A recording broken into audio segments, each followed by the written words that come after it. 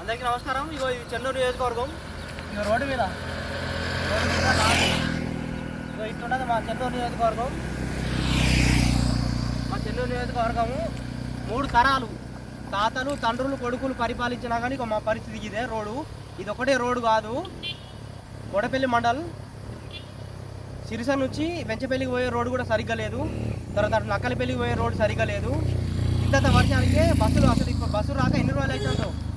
గొడపల్లి నుంచి అటు నక్కలపల్లి వెళ్ళే సైడు ఆ లోతోర్య అది అంతే పరిస్థితి.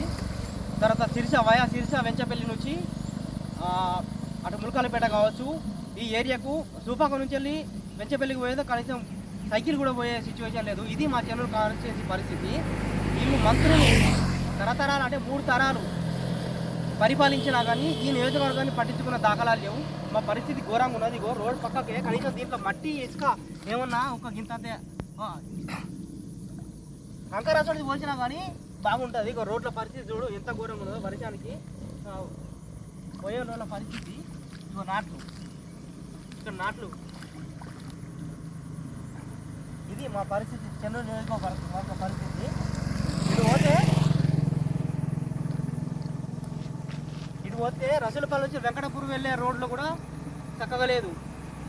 3 తరాలు పరిపాలించినా కానీ రవాణా వ్యవస్థ లేదు, ఎడ్యుకేషన్ వ్యవస్థ లేదు, ఏది లేదు. అందుకే చెన్నూరు నియోజకవర్గ ప్రజలారా లోకల్ నాయకులని తరిమి కొట్టాలి. లోకల్ నాయకులను మనం ఎన్నుకోవాలి.